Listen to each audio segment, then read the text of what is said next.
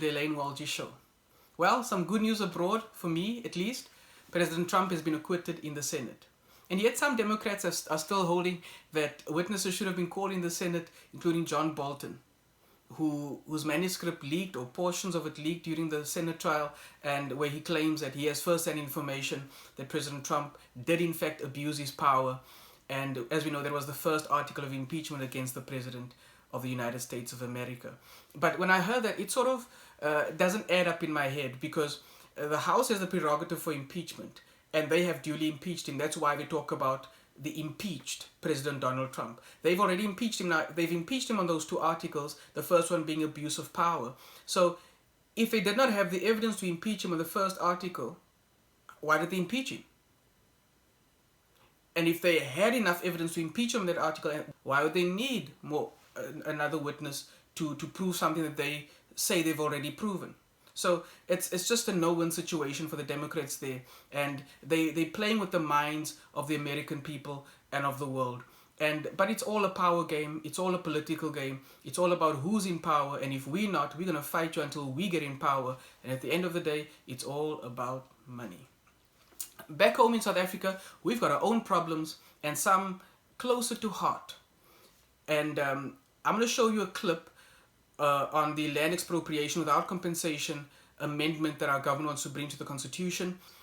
We need to distinguish between retribution and redistribution and redress.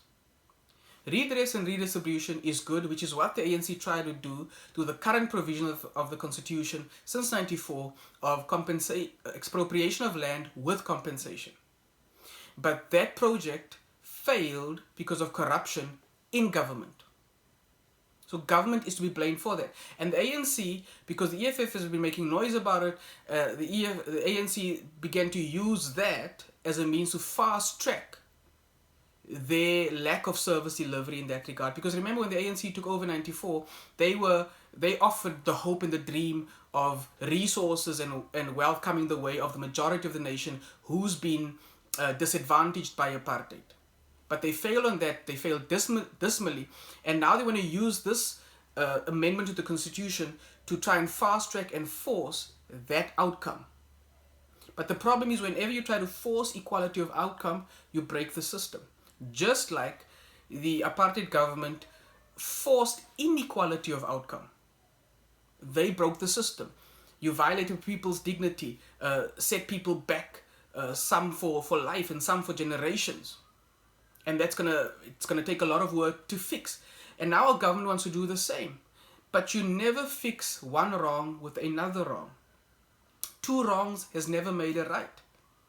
And we should know this. So instead of retribution, because they did to us, we will do it to them, that's not going to solve the problems of the nation. In fact, it just keeps repeating and playing the race card, which has not been helpful toward nation building in South Africa. But let's take a listen and a look at what the experts say. To the globe, world experts on land reform have warned against South Africa's proposed expropriation of land without compensation. They say that the policy could lead to the country's self-destruction. The conference on security of property rights, hosted by the Free Market Foundation, has heard that South Africa would go the Zimbabwe route should it go ahead to implement the expropriation of land without compensation. The two-day conference has drawn experts from Venezuela, India and African states. South Africa's policy on land reform has come under scrutiny. This as parliamentarians prepare for a hotly contested debate next week on whether the constitution should be amended to allow for expropriation without compensation. The Free Market Foundation believes the policy would not benefit the majority of South Africans. The problem with apartheid, what victimized black South Africans, is that their property was confiscated without compensation. And it's quite bizarre and perverse that people are thinking of reinstituting the ability to confiscate black people's property without compensation. Remember that there's no racial provision in the Constitution. So this will place black South Africans right back where they were under apartheid. Experts from Zimbabwe have warned that land expropriation without compensation is bound to fail if driven by political expediency. He asked South Africans to take lessons from his homeland.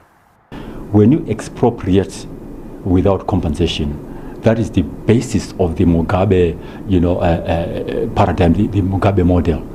In other words, how is it that in Zimbabwe property was expropriated, there were land invasions, company shares were taken, and how is it that, for instance, the EFF is talking about the same thing, nationalize the mines, nationalize the insurance companies, nationalize the medical industry. So to me, it's as if mentally, the mental predisposition of the South African model is that we don't want to do it like Zimbabwe.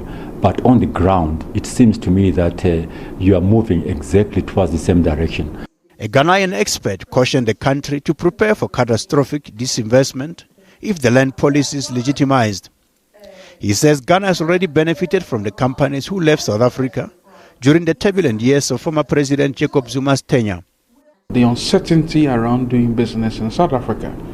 So if you thought that property rights are a very important ingredient in determining the readiness of a country to enable business and enterprise growth, if we toyed with this particular idea and ensure that people who are economically viable lose their livelihoods and lose their property, it will scare investors away. The conference is expected to discuss proposals that can avert disastrous consequences of land expropriation on Wednesday. Montlenyane Dipoko, SABC News, Johannesburg.